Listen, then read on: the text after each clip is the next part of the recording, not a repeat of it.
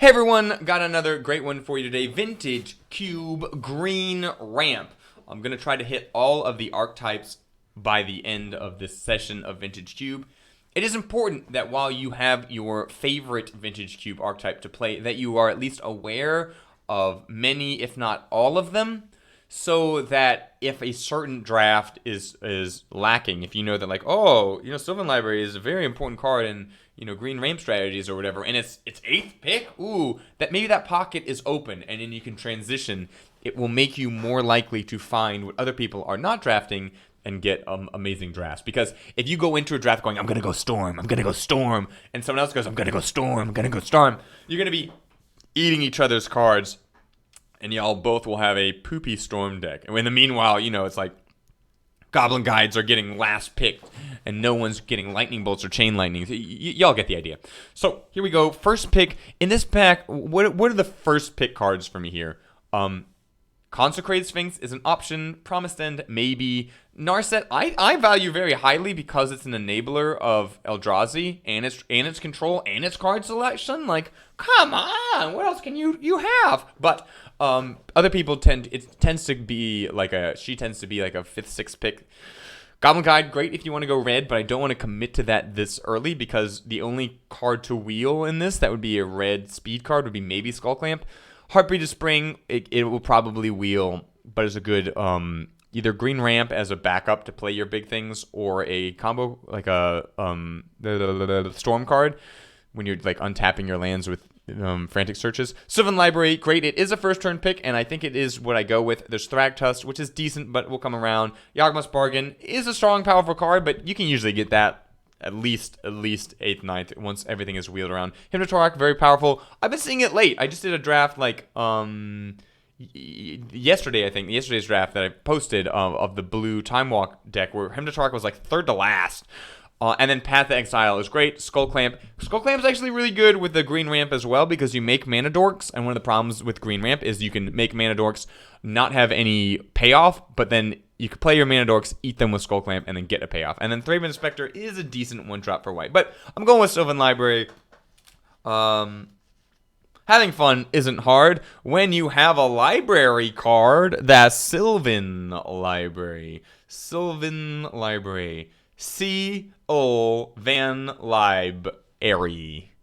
Sylvan Library. So now we're just chilling. We're chilling, waiting for my opponents to pick there. So one thing that I don't like about the league, what I like about the league format of Vintage Cube is it allows you to play a lot faster, get things going a lot better. However, because you're not playing against the people that were in the same draft pod as you, you can have people who, their fellow drafters either weren't inexperienced or you can have wild power swings. Okay, here, what are the first pick cards in this? Karn is decent. I really don't think he's like a first 3 picks, but I see the value.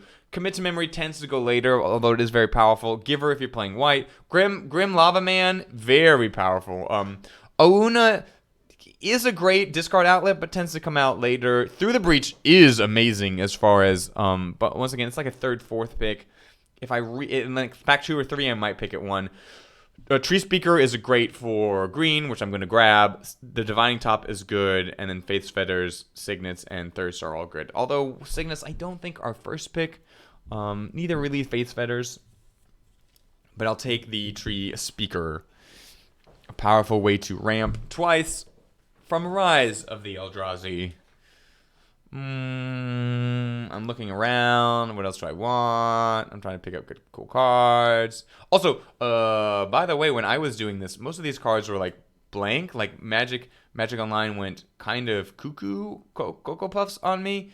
And so I don't think I was seeing the card faces, which is weird on the playback that it is. Maybe it's because I was like grabbing the... Oh, wait, here. Nope. Oh, well. So here, not as much for green. I'm like, oh no, did I choose the wrong pocket? Oh, bother. Iona, very powerful. Has been coming up late, but it's one of the most powerful reanimate spells. Duretti is a great early pick. Spellseeker, Soulscar for the red deck. Solemn is good value, but I'm going to grab the Finale of Devastation. If you have a lot of green mana, it allows you to use your library as a resource. I sort of consider the Wishclaw Talisman. I don't really know what I'm doing yet, and I could very easily pivot. So I grab the Finale of Devastation.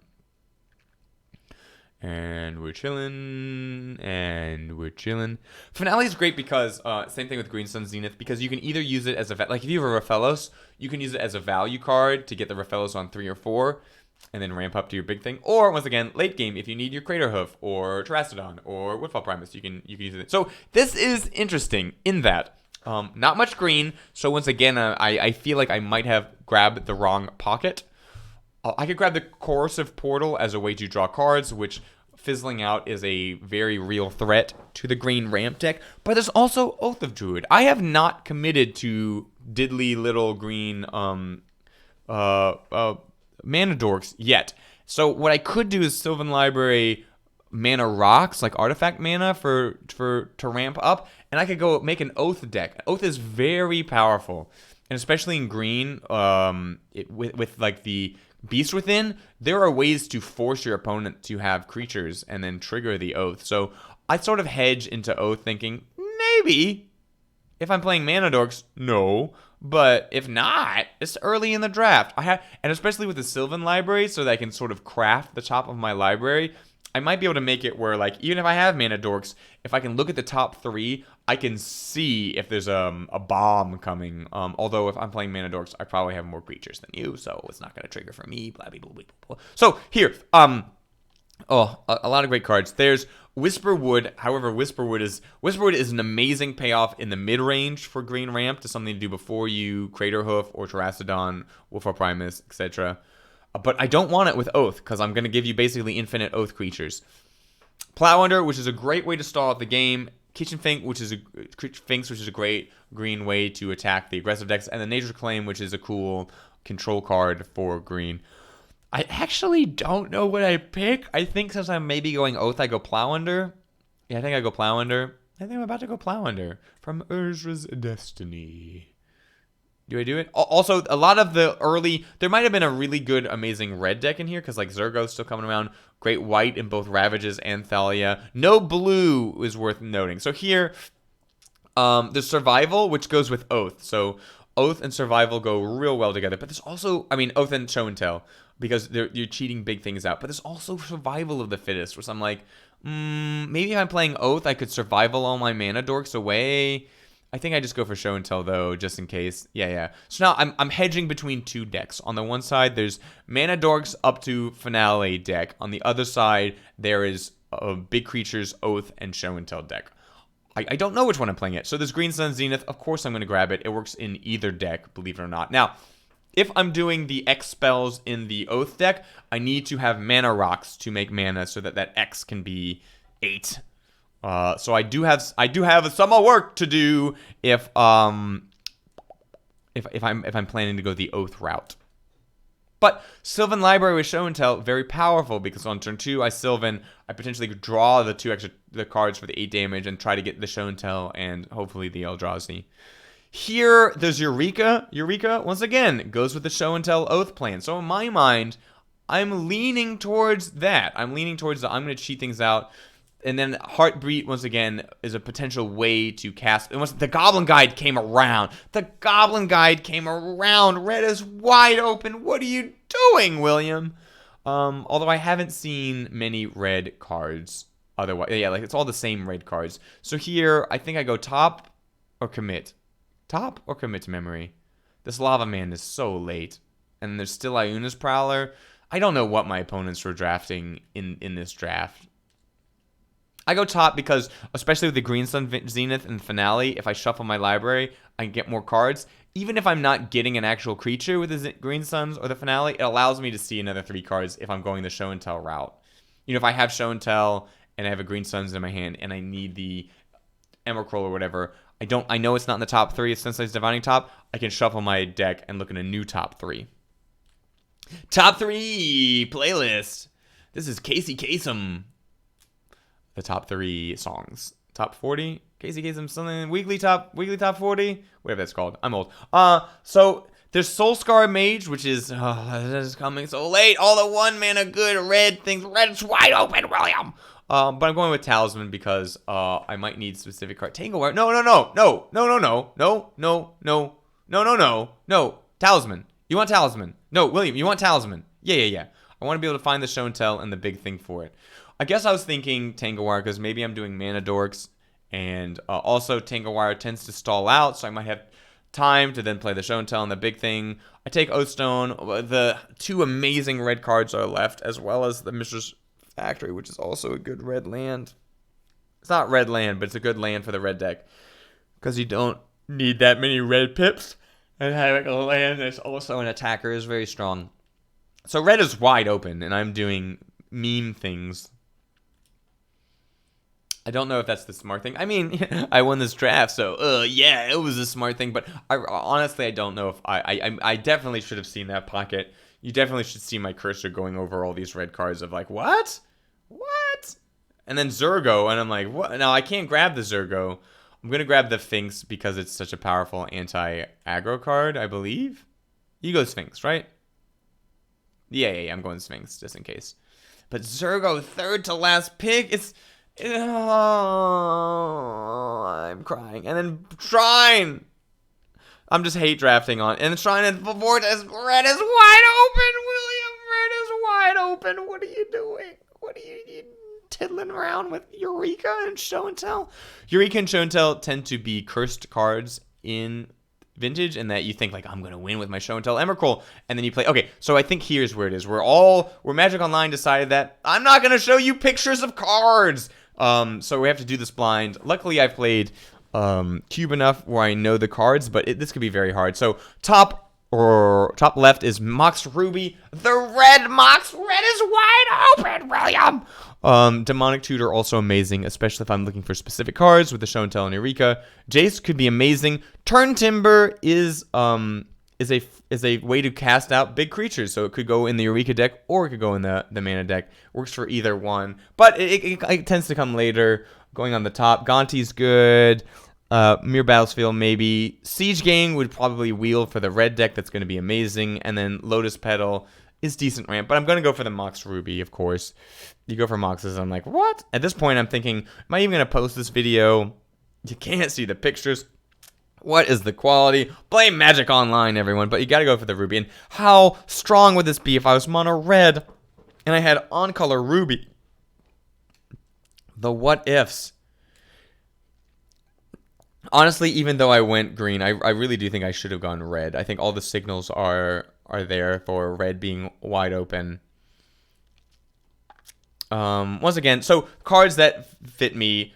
Garrick, top left. I've yet to see Prime Speaker do anything strong in Vintage Cube. Yet to see it ever, like maybe once on the board. Emery is for the Artifact deck. It's not what I'm doing. And even if I do want Artifact ramp for my Eureka side of this deck / Oath side, it's a creature, so I can't play it. Floodstrand, very powerful. Gilded Lotus.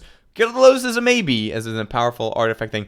Monastery Swift Spear is another red thing. I'm just going to grab the Lana War Elves, even though there's Trinket Mage to grab the Mox Ruby, but if I'm going the big creature route, I don't want more, little small creatures. It's going to be the Lana War Elves. Right now, I'm debating with myself, do I even post this video? And the images are gone. No, people can't see the pretty pictures. They don't want to play Magic if I can't see the pretty pictures, so, I'm also thinking Garrick is an answer that also makes creatures without, it's like something I can play in the Oath deck to have creatures if I don't draw the Oath, but it also isn't inherently a creature, so it won't disrupt an Oath from going off. So Garrick is very tempting, but I just grabbed the Elf on hedging on the opposite side.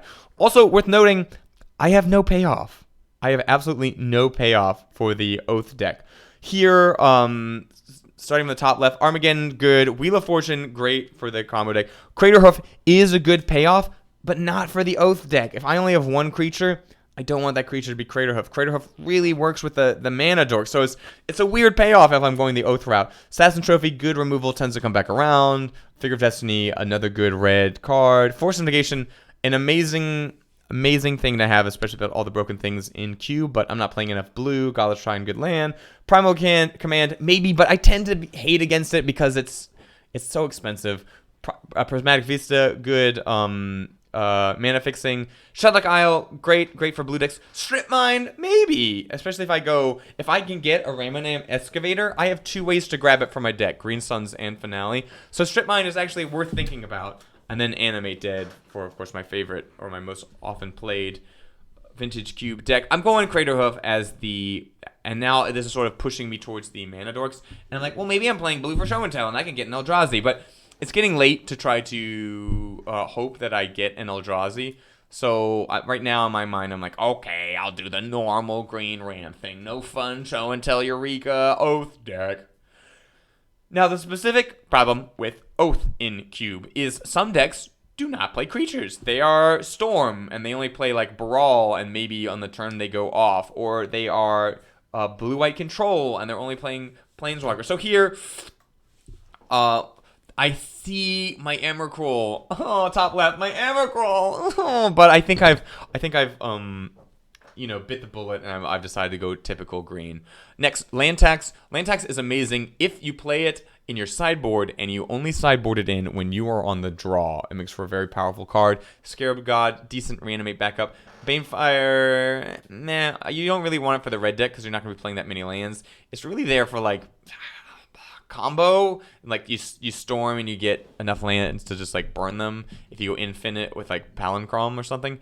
Gilded Deuce is great in that it will make the blue for my Show and Tell. It makes food tokens, which are actually pretty valuable against both red burn and against, like, things that are through the breaching Eldrazi. I can't tell you how many times either I've through the breaching Eldrazi and having food tokens to sack has saved my opponent, or the reverse. Living Death is one of the weaker reanimate cards, but it is just because it's expensive. Tolorian, if you're playing artifacts, I'm not playing enough. Night's Whisper, I'm not playing black. And then there's Pestermite.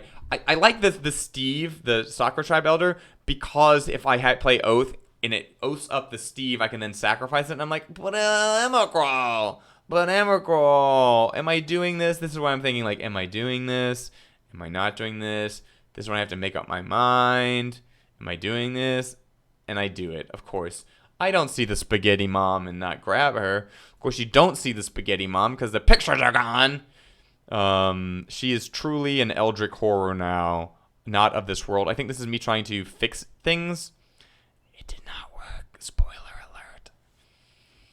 So, still sitting here blind. And I honestly don't know what I'm playing at this point. I'm like equally hedged for the Eureka deck and the Ramp deck. The Ramp deck probably more consistent. The Oath deck probably more powerful. So here, what do we have? Yawgmoth, kind of a weak card. Courser could work with my green value deck, especially with ways to shuffle my library to try to get even more value on the top of my deck. Rabbleman, an amazing red card. Probably wheel just because it's been wheeling a lot lately, even though I don't think it ever should. Forge Master, I'm not playing enough artifacts. Midnight Reaper, I've seen it played like once or twice ever in Vintage Cube. Needle Spire's good manland. Opposition is a thing because I have all these mana dorks. Opposition is a thing. And then, of course, Exhume is there as well. And Sword of Fire and Ice. Swords are decent with... I don't usually like swords in Vintage Cube, but I do kind of like them with the Mana Dork deck for the same reason I like Skull Clamp. It's something to do with your Mana Dorks. So, I'm thinking like, oh, Palancrom for the Harpy to Spring. I could go infinite. But, like, meh. What am I doing with the infinite mana? I can't draw infinite cards, so I have to have everything in my hand anyways. Going opposition for the creature route. Here, Battered Skull, which you could actually play. Hydroid Crisis is interesting. Once again, you can play it in the Oath deck, and then if you Oath it, it immediately dies. So while that delays you Oathing out your big thing, it doesn't turn your Oath off. If your opponent has a creature, you can still get a different creature. So it's decent in the Oath deck. There's the Ramonam, but I didn't grab the Strip Mine. And then there's just Raphellos. It's Raphellos. Raphellos is a way to cast Emrakul even in just a regular ramp deck. I'm looking at the Imperial Seals, like maybe I can find anything I want. I have this Talisman, but if I go Raphellos, I can play green ramp. I can get it with Green Sun Zenith. I can hard cast this Craterhoof on turn 4. You know, if I have four specifically. So Raphellos is very powerful. It's why I was playing a take and turn decks. I think I posted that yesterday, and I have to decide to control magic something or like wait until they play a big payoff, and I just control magic their fellows because I just don't want them to have it. Here, Dark Ritual's good. Oracle, once again, is a good value card, but I'm going Hex Drinker. Hex Drinker has actually impressed me. Hex Drinker has impressed me because, like, there have been many games that my opponent, because I don't usually play green in Vintage Cube, but Hex Drinker, a fully leveled Hex Drinker, can win against so many things and is such a strong clock that it's a good backup. It's a good thing of like, oh, I haven't gone off. Also, you can Green Sun Zenith Hex Drinker for 2. Like 2 mana, you can get out your Hex Drinker, and then it's a good way to win. So here, starting from the top left, Pelucranos is a good mid-range green card, especially if you have a bunch of ramp. It can clear the board and sort of become a monster, literally. Mirari's Wake, I don't think is going to fit in this deck, even if I was going to do the Oath side of it. Good red card. I'm not playing Condemn. I don't like Condemn as much as a white removal spell because it's contingent on your opponent doing something, i.e. attacking. Makeshift Mannequin, great. Reanimate spell. This is good for Death and Taxes, but I don't really like that archetype in Cube. Ancient Crow's decent, and then Repeal, but wait. For a second I was clicking. I was like, oh, you got to pick the Pelucranos. This is a video you're watching, you William. You do me. So grabbing the Pelucranos, Pinocchio, Whirl Eater. So here, in case you can't see, that is a Freyalise Planeswalker, which is decent in the ramp as it gives you a thing to ramp with. It has control elements with the Destroy Artifact Enchantment, and it lets you draw cards. Pretty strong card, but I'm going with the Turn Timber. It doesn't take up a creature slot. It doesn't take up an actual slot in my deck, and it is a way to potentially cheat out Emrakul. So I could even like leave my Emrakul in. Here, it's just the teeny Garruk. I'm not playing Prime Speaker. I don't have. You need a bridge for the Prime Speaker. You need like a 1, 2, 3, 4, 5, 6, 7, 8, 9, so you can get all the way up there. I don't have a bridge. Like look at my 5, 6, 7. Here, Primal Command. I'm not probably gonna play it. Wheel of Fortune coming 5th to last is bonkers nuts. Like once again, if I was the red speed deck, I would be so happy right now because you play a bunch of your 1-drops, you play a bunch of burn, you run out of cards, you Wheel of Fortune, you do it again, and you win. Just like, oh, there could have been a sick red deck from this. Armageddon also very weird that it's coming late. Assassin Trophia, yeah, I just got the Armageddon. I'm playing creature mana sources. I might be able to Armageddon. And then I'd be left with mana sources. And my opponents, who would not?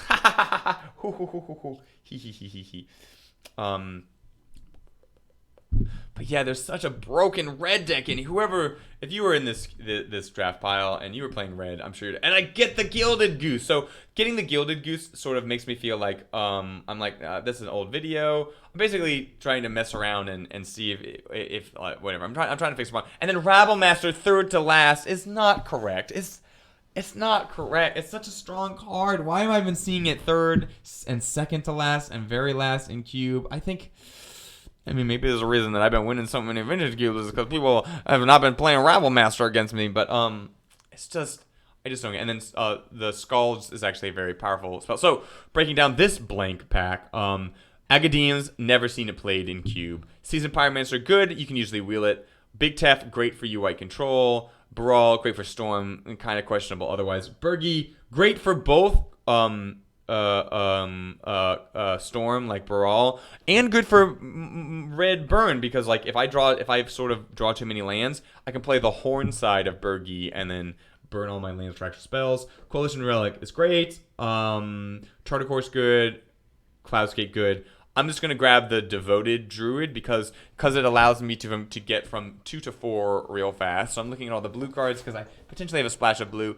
It's between the Pilgrim and the Druid. I'm going Druid because if I can get those 2 extra mana, I can get really big Green Suns or Finales faster, and that's what I want. So, starting from the top left, there's Karn, which is a decent payoff in the ramp deck. Sword, which is decent to throw on your mana dorks. Bayou, I'm not playing black, I don't need it. Blade Spicer, good for the white deck. Dark Confidant comes later, and it's a weird deck that needs Dark Confidant. Eidolon, good for the red deck against Storm. Feldar Retreat, I don't think is very playable, except in a very rare deck in Vintage Cube. Fractured Identity, amazing game-winning card. Sower of Temptation, decent card. Mirari's Conjecture, really only good in Storm. I grab Acidic Slime because it is something. It gives my deck a toolbox, as in I can Green Suns or Finale for the Acidic Slime. And Fraction Identity is good enough that I was considering playing it, honestly. I just don't have enough birds. I only have the Goose to get white mana. I don't have the plant, the 0/3 2-mana plant. So Terracodon, I need a payoff. It is a payoff. Misty Rainforest would be decent. Other than that, not much for me here. Duretti is decent in the artifact deck. This is just a land. This is good if you're doing a strip mine deck. This is good in burn. Really good in burn because you can play your burn spells multiple times in a row if you lose the flips. And if you win the flips, hey, you're getting double your burn. Great land. Great control spell. This is only really good in maybe combo. Great discard. Good in the white deck. Decent. Signets are always okay. And then Treasure Trues can be good if you have fetch lands to sort of fill your deck earlier. We're playing blind. We're playing blind. We are playing blind.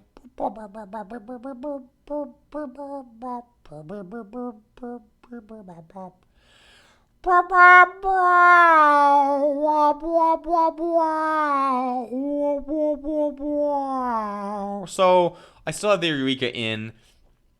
I could potentially play the Eureka, hoping to just use it for Emrakul, or the Stone Tail is potentially worth it still because I have the Emrakul. But I don't think I'm Oath. I think Oath is gonna go bye. I have too many piddly poopy creatures. Although, to be honest, I don't have that many piddly poopy creatures. So here, there's Chrome Mox, which lets me blaze out faster, although it's card disadvantageous. There's Rex Sage, which gives me a cheaper toolbox card to Green Suns or Finale if my opponent has a troublesome enchantment or artifact. Otherwise, Glenn is good control if I really want to go blue. This is not for this deck, but it is a good card. Great for the red deck. Splinter Twin is potentially still up. Great for discard outlet for Reanimate. Yawgmoth's Will, good for... There's a lot of good storm cards coming around. Banishing Light, good for white. And then Qasali Pride Mage is a weird deck that needs Qasali Pride Mage. So it's between Chrome Mox and the Reclamation Sage. I'm thinking that maybe I can have a second turn show and tell, both with Mana Dorks and with Chrome Mox. So yeah, go Chrome Mox. Sure. Speed is imperative in Vintage Cube, especially if you have a card like Emrakul where, once it's out, you kind of win. So here, the Wormcoral Engine is a potential payoff. I can't Green Suns it, so it's a weirder payoff. Other than that, it's just Wall of Roots. More Storm cards coming around.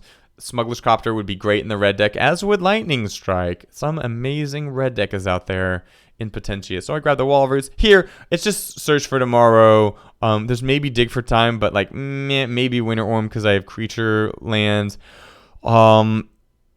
It's sort of Body and Mind. It is a backup plan to throw on my Mana Dorks and hopefully win that way. We'll see. We'll see what I do. We'll see what... I don't even know what I do. So we're almost done with the drafting portion. Maybe now I will speed this sucker. Playback.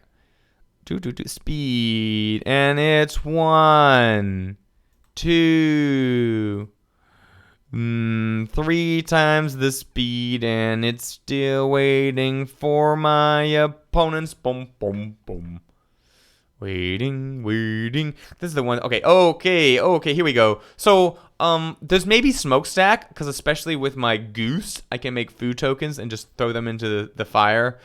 Mind's Desire's coming late. Storm's doing well. And there's a Runaway Steamkin and a Firebolt Relic. Red is so strong! Why did I not see it? It's one of those things where I didn't grab it early enough, and then, sunken cost fallacy. So, grab the Vamp Tutor as a way to find my combo. Riftwing Cloudscape is the only thing that I had for myself there. And we're chilling. Here, Necromancy, maybe I'm doing black things. Here, I'm I'll grab the Splinter Twin and ruin someone's day.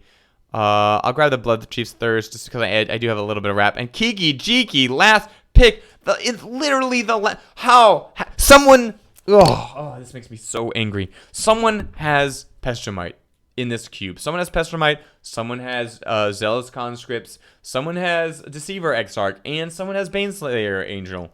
Why are Splinter Twin and Kiki coming so late? Someone chose a card other than completing their combo. And it's what? What? I think... maybe this was a queue with like newer players or players who were newer to Cube, just because like so many weird signals being sent out there. I'm kind of sad that I won with the pocket I found, because I don't think I found the ideal pocket in this. I think I kind of got my mind made up for me really early, and I was playing with assumptions and blind. Up until like the middle of pack 1, maybe even beginning of pack 2, you got to be prepared to maybe pivot. So I'm just getting rid of the superfluous things. I'm like, man, I'm not playing black. I don't really have that many creatures for opposition. So I get rid of all the blue, thinking that like, okay, Eureka's going to be the way that I cheat out.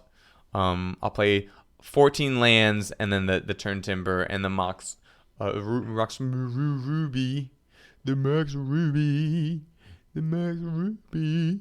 So we wait. This is the problem with steering. Remember, this is 3 times the speed. This is the problem with streaming Magic the Gathering, is there's a lot of dead times. Luckily, I can also write stand-up during those times. I'll be stream. So here's my hand. Nothing. Gonna mulligan. This is decent. If I can ramp up to Turn Timber, then I can win. So what do you keep? Think to yourself, what do you keep before you see what I keep? I'm not saying that I'm correct, but I did win this draft, so get rid of the lands. I have 4 mana sources between the Turn Timber, and now I'm like, ugh, Chromox. I decided to get rid of the Turn Timber so I can play the Garrick a turn early. And just chill. Chillin'. Make creatures and chillin'. And now, no, I don't draw another land. If I could Plow Under, this game would be over. But if I had kept the land instead of the Plow Under, I wouldn't have been able to. You get it. It would have meant I would have had to not keep the Garrett. There's very few ways I could have Plow Undered with keeping the hand. So they Coalition Relic, and I'm like, uh-oh, they are potentially doing broken things. They tear my Sylvan Library. If I had Plow Under, the game would have been over at this point. But I don't, so my opponent has turns to do something, and I'm like, okay, do something. I dare you. Try to win this game. And they bribery. I play Glass Cannon decks. Bribery beats Glass Cannon decks. Hey, did you know that I have an Emrakul in my deck? So right now, unfortunately, I'm thinking like, oh, I'm making enough tokens. Maybe I can tank an Emrakul hit, play enough things and attack, counterattack, and win, but there's just too many. The 6 cards you have to discard. I'm like, oh, maybe not, but no. I can't. If I attack into the Emrakul, they only take 5. Actually, let me think. So here's the problem. I can attack into the Emrakul. They take 5. They go down 7. I make another wolf. Technically, I then have 3 wolves and a Lana War. I can kill them with 3 wolves and a Lana War, dealing exactly 7 next turn. However, I just sacrificed 6 permanents, which is all my mana's producing sources, my Garrick, and then 2 of my creatures. Also, even if I could exactly kill them, they can leave back their Fumarole, and then they have a blocker. So I need an extra blocker. So I'm dead in 2 ways to my own Squid Mom, who's showing up. She's not camera shy anymore. And hey, look, now there are pictures everywhere. Magic Online, why are you the way you are? So right now I'm thinking like, okay, I should have drafted red. I didn't pick the right pocket. This is what I get. All the disparaging thoughts. So chilling. Oath would not be a good thing to sideboard in, because they didn't win with their own creatures, and they have man lands. So in a long game of no creatures, they could man land me to death. Which is another thought when you're playing the Oath deck. Try to grab the creature lands, Raging Ravine, String Wildwood. So this is not a great hand, but it allows me to do something turn 1. I can potentially play a 3 mana spell on turn 2. They Flame Slash my Goose. My Goose is cooked, some might say. So I have Eureka. Next turn, I can Eureka out this Emrakul. That's the plan. That's 100% the plan. Get rid of this Turn Timber and see what's what. Okay, they get Blast Zone. Not too worried. Still not worried. I was worried that they had Kiki Jiki combo, but now I'm like, okay. It's funny that Emrakul has decided both games so far, depending on which side has enlisted her aid. So I get a little scared that they're going to Manamorphose a Pestromite or Deceiver Eggstalk. They do not. And the game is mine. So they bribery, but I don't have anything that can face an Emrakul. It does mean that I would have been dead if I did not either have the Emrakul in hand or have it out. Although, you know, them getting I think I have Terrastodon. Them getting Terrastodon would have also probably shut me down. But now they get to look at my whole deck again. But Emrakul takes it home. Honestly, well, wait. Oh, I was going to say, honestly, they could have Terrastodon, sacrificed all their lands, and they had 18 power, but they would have had to sacrifice some of their things. So here I'm like, uh-oh, not the most powerful hand. But my opponent mulliganed down a 5, which maybe they're just trying to go straight for bribery. I have the Emrakul in my hand, so I like have a natural counterplay to that. They young Pizzy, and now I'm like, ooh, boy, I'm not so far off from this turn timber. And also, if I draw Eureka, I could go bonkers nuts. One thing to note is that if you cast Craterhoof with Devoted Druid, it gets bigger, and then you can that turn you can throw more -1/-1 counters on it and make it produce more mana, or you can untap it and attack with it. So they're just trying to find cards, making elementals. I'm not too worried. I find Garruk, and I'm like, here's the thing. I could have Garruk minused and gone to find a creature next turn, like a Raphaelos, but I go for like, okay, you're playing value, I'm playing value. Let's do this. Let's see if your 1/1 tokens can beat my 2/2s. Now I have Palupinos. I'm going to see what I can draw. A bunch of mana sources, but hey, I'm thinking, hey, with enough mana sources, I can turn timber, symbiosis. So I played I guess not. I guess my plan now is to Wolves and Craterhoof. Yeah. So yep. So next turn I can draw both the Next turn, the plan is to draw the Mox Ruby and tap the Sensei's Top, draw the land. Then I have 6 mana sources in play. I have 2 extra mana from the Devoted Druid, and then I can Craterhoof with all these wolves, and that will probably be the end of the game. And Emrakul will not have decided a game for once. It's just a thought. That's why I kept the Mox Ruby and the land on top, so I could draw 1. That's also why I didn't tap the Sensei's Divining Top that turn. So here we go. I draw. I know it's on top. If they have a counterspell, I'm a little pooped, but I don't think they do. Even if they do have a counterspell, Palukranos can eat away their whole board the turn after. So Craterhoof, sure. Burst Lightning all you want, but I'm dealing way too much trample damage. Yep. And I should have untapped my Devoted Druid and also attacked with it, because it would have been big enough. That's exactly the situation where that's relevant. I had so much overkill. I'm like, meh, but never good to play like that. Especially once I play the Burst Lightning, I know I have complete knowledge, so I don't have to worry about anything hidden. Away we go. Game 2. This is a great hand. There's no payoff. But I'm thinking that like, oh, I can Goose tokens in the meantime. Where Fellows means I can play whatever. I'm playing against green, and then they Mox Diamond. I'm like, what? Mox Diamond is questionable in a green ramp deck because once again you're tending to play less lands so that you can play mana dorks, and so that you don't have they're playing tireless. It's like what? What are you doing? Why Mox Diamond? What are you doing? So I'm looking for what I can grab with my Green Sun Zenith, and I'm thinking like, oh, they've now mind twisted me, sure, but I can make food. My opponent's not necessarily doing anything big. They are in their very, maybe the Mox Diamond is so they can have black mana. I don't agree. I do not agree with, if they play more than 2 mana dorks in this match, I don't agree with this Mox Diamond.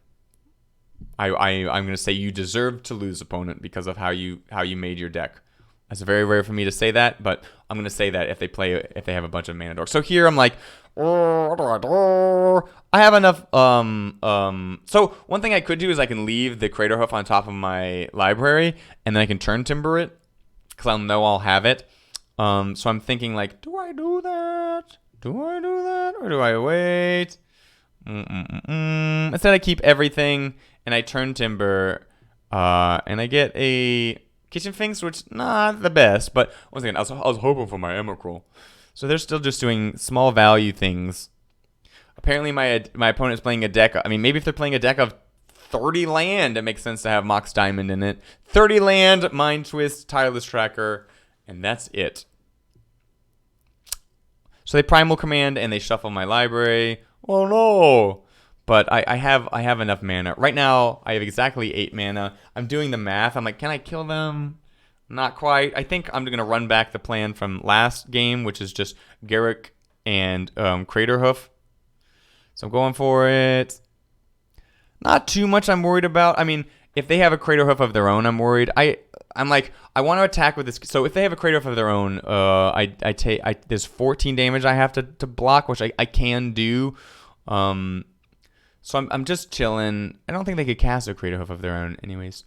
So I'm just chilling thinking that, like, if I reduce their life by a little bit, this Craterhoof can definitely pull off the game next turn. They're diddling around with their Tireless Tracker. So yeah, apparently my opponent is playing just 30 lands, Tireless Tracker. No swamps. Mox Diamond is their only way to get black mana, apparently. So it's like I don't agree with their deck. From what I saw, once again, could just be a weird hand of theirs, but I don't like Mox Diamond. It's like Fast Spawn in a green deck, unless you have a lot of pay. Like, it's even worse than Fast Spawn in a green deck. Because Fast Spawn, I could have Raymond Excavator combos, but it's like, y'all get it. I'm keeping this hand. This is a great hand. Always the debate of, like, do I search? Do I play other thing, or do I play the Tree Speaker and play? So once again, Mana Dork number 1 is Mox Diamond correct. How many mana sources is my opponent playing? So I get. Here's the thing. I get that them playing Signet for the both for the ramp and for the black mana. I don't question that. It's the Mox Diamond, 100% the Mox Diamond. They are only playing Force, which maybe they have Rafellos. So they play Vorinclex. I'm like, Spagootios. So I have to do something real fast. I have a decent amount of mana because of this greenstone, so I go, you know what, I need Rafellos. I need as much mana as possible, as fast as possible. I just draw a card with that. I could play Turn Timber as a land, but I'm thinking my Rafellos might be able to allow me to play something. I'm in a little bit of... They Tireless Tracker again, what their whole deck is built around. They get extra tokens, which is very cool. And then they're kind of killing me with a Vorinclex. And now I'm like, what do I do? I get this search for tomorrow. Now I have so much land. So I'm thinking, like, do I Turn Timber and risk it? Or do I Turn Timber and risk it? I get the Sphinx. Here's the fun thing with Sphinx and Vorinclex. The way Persist works, which is that ability right at the bottom of Kitchen Sphinx, is when Kitchen Sphinx dies, it comes back into play with a -1/-1 counter on it. Then if it dies with a -1/-1 counter on it, it dies for real. However, Vorinclex prevents that -1/-1 counter from going on it. So this is one case when Vorinclex is actually benefiting me, and I'm like, ooh. So I don't think I want to plow under. They have Tireless Tracker. They'll be able to burn through the lands real fast. I just want to play my Pelucranos because I can shoot them for a lot. Now, I have to remember, I'm only going to get half the tokens on Pelucranos, so I have to watch out when I fight with it. But now I'm just chilling. I can double block something. They only attack with their tracker. I basically get a free block. I lose the +1 counter, but I get my Kitchen Sphinx back. And now I have such a big Pelucranos. Remember, I'm only getting half the counters, so I'm going to get 3 +1/+1 counters, but I'm going to kill something. I go for the Tireless Tracker. It's their card advantage right now, and I don't mind them having the Vorinclex because I can attack with this Kitchen Sphinx and just chill. If they block it, I get free life. They can attack with a 7/7 Vorinclex, but I have that locked down now with my Pelucranos. I'm just trying to see, like, okay. And they do have a swamp. Worth noting they do. So now I have Hex Drinker, which, ooh, Hex Drinker, build me a Hex. Why am I not leveling up the Hex Drinker? Oh. That was the dumb. So Hex Drinker, you level it up by putting counters on it. I was leveling it up with a Vorinclex in play. So that was the dumb. So as much as I have disparaged my opponent's deck, I did a big dumb. So I take it back. Now I have tapped creatures when I shouldn't otherwise, but they're on a 3-turn clock with this Hex Drinker. So like, what are you doing, opponent? I can beat they Oblivion Stone, which I'm like, oh no, I should have kept the Hexdrinker in my hand. So now I have a very weird game. I do have, guess what, a creature because of my Kitchen Finks, but I maybe should have kept the Hexdrinker. I wasn't expecting a Wrath effect from a green deck, but we're thinking about. So it's now their Mana Dork versus my 2/1. They also have 2 cards in hand, which like, what are those cards? Maybe it's Mind Twist. I probably still should have attacked as well. Why did I not attack? Why did I not attack? Why did I not attack? So I Garok. This 100%. I should have just eaten. Well, it's complicated. I can eat their creature, and the next turn I can sack this Goose and get whatever I want, something big, and win the game. Or I can have the constant value of the 2/2. So I go for the 2/2 values. They have Sylvan Library, which means now they can start paying life to get ahead in this stalled out board state. So I am worried now. For my life. For my life. Yep, they're paying a lot of life. And there's the Mox Diamond. Now they have 8 mana. What do they play for 8 mana? Guess what it is? Primal Command. Primal Command.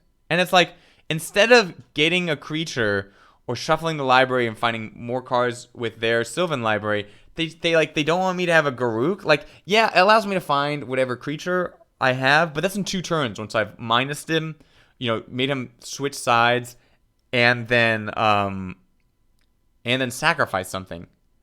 So like, I don't get it. I have this Emrakul, which is laughable right now. They don't have enough life to use Sylvan anymore, so I've Brainstorm locked them in effect. Which also, if they'd gained 7 life with a Primal Command, guess what? They could have drawn more cards with their Sylvan Library. I'm being so sassy towards them. So they Ulamugi, and I'm like, but I have all these tokens. I can eat a hit from Ulamog. Now here is the troublesome part. Right now I have 7 lands. I need the Goose. I need the Goose to make, unless I'm depending on drawing a land, which, remember, I have fewer than the normal amount of lands, which is rare. So I keep my Goose, I make another token, and now I have exactly enough for this Emrakul. Here's the interesting thing, though. They can block it with the Goose. They don't die because they have Goose. So I have to leave my own Goose back as a blocker. It's so funny that we're like Goose trading, Then I get this Hexdrinker back as a permanent. It's a blocker for the Ulamog because it can't die, and then B, I just throw the Chrome Mox out as a and Chrome Mox is different than Mox Diamond because I have plenty of spells but less land. So I can turn one of my Mana Dorks into an immediate hasting Mana Dork with the Chrome Mox. So don't anyone get on my case about this Chrome Mox. So they, of course, block my Emrakul surviving a turn because of the real Golden Goose. But I don't know, unless they can make it flying or something, I have now won. Yep.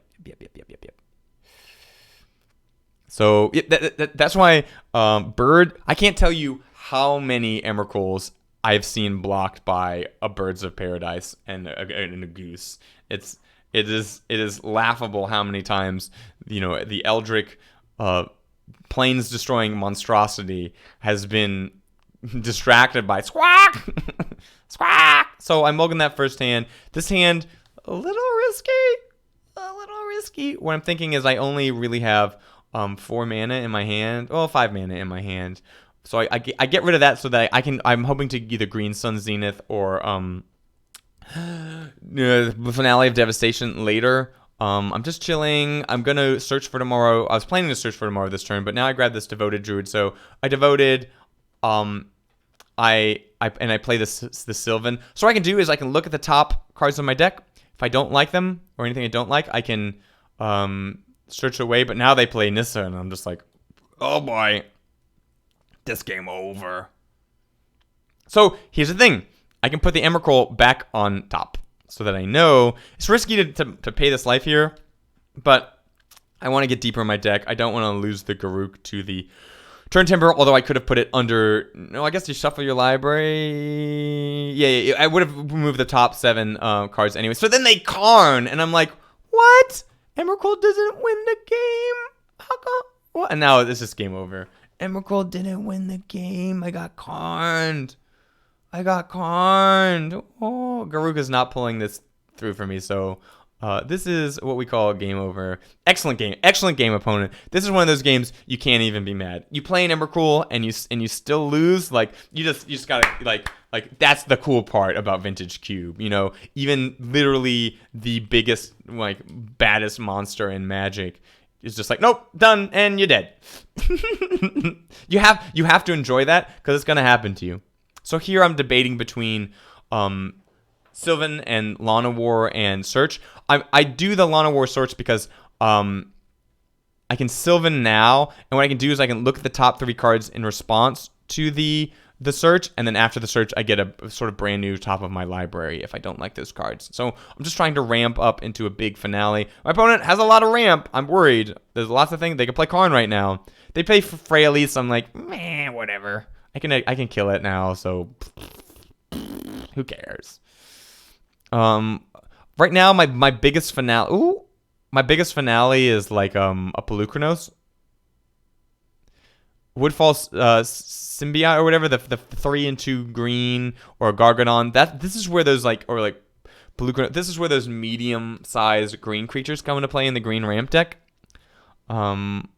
I just go get my Pelucranos because I can shoot down their creatures. I'm trying to limit them of resources. In the Ancient Tomb, I'm like, Pro's got a great deck. Got a great deck. Yeah, great deck. A lot of ramp, a lot of payoffs. They primal command using it correctly, as opposed to other opponents. So they get a Terrastodon. I know they have a nasty Terrasti. I am very scared for this nasty Terrasti, but luckily, you die. Because I got a Craterhoof. So once again, well fought. It's very close between these two decks. I throw in the Oblivion Stone because I'm like, they're going to be playing first. They're going to poop out a bunch of mana dorks. Oblivion Stone can potentially, especially if they're playing less than ideal lands, like you should in a green ramp deck, Oblivion Stone can really turn the tides in my favor. So once again, they are low on lands, high in mana dorks. This Oblivion Stone is potentially game ending. So I'm just chilling, hoping they don't play the big payoff. I'm like, no, 5 mana. Whoa, jeez. Okay, Garruk. So now I'm scared that they overrun me. So I play the Oblivion Stone. The Gig is up. They could have a Freyalise. They could have a way to remove it. They only have 1 card in their hand. They're drawing a second one. So I think it's worth the risk to get them before they have too many turns with a lot of mana. Woodfall. Now I'm like sweating like, oh no! They get Emrakul. Hey, we both have Emrakul. Isn't that fun? That's like it's just like we both have Emrakul. I love their deck. I love their deck because it is my deck. But luckily, I sideboarded in this Oblivion Stone. That was a very smart of me. And bye-bye, opponent's board. And now we're kind of both playing with the top of our decks. I have this Green Sun, so I can use my whole library. And I'm like, I can Green Sun for 7 right now, but I'd rather just, Hex Drinker. Hex Drinker puts them on a very fast clock. Now I'm like, do I Green Suns for like a Terrastodon, or do I just Hex Drinker? What do I do? Do I get Pelucranos? I'm thinking I kill them fast enough with a Hex Drinker that maybe, yeah. What I don't want is for, so I'm just doing value things. I attack them. Why didn't I Green Suns? Oh, because I'm playing. Oh, I'm planning on Craterhoofing right now. Is what I'm planning to do. So I Craterhoof. I Craterhoof because this makes the Hex Drinker a 9/9. I can untap the Devoted Druid like I should have in that other game, and then we win. So it came full circle, that use case. Hopefully this draft wasn't too painful to watch with the missing pictures. But yeah, that's how you do green ramp. Traditionally, you'd maybe have a little bit more mana dorks than I had here. And ideally, you have natural order. But remember, Craterhoof is only good when you're playing a lot of mana dorks. Terrastodon is another payoff. Woodfall Primus, less amazing, but still good. And then Progenitus is one of the big ones. So that was a great one. If you have not already, if you like this video, like the actual video on YouTube. It helps me a lot. If you really like this video, comment. People have been saying nice things. It means a lot to me. I'm wondering how long that'll last, knowing YouTube. And then finally, if you really like the channel, please subscribe. It helps me out a lot. It keeps me motivated, and you'll see other content. I'm trying to get through all the archetypes of Vintage Cube as I slowly trophy my way up. I'm in, the top 10% now. I think I'll have time to get to the top 1 because this first player is absolutely killing it. But I will be up there and trying to do more archetypes to show you, if you want to trophy with any archetype in Cube, how to do that. So have a good one. Like, comment, subscribe. Bye, bye, bye. Watch other videos. Bye, bye, bye, bye.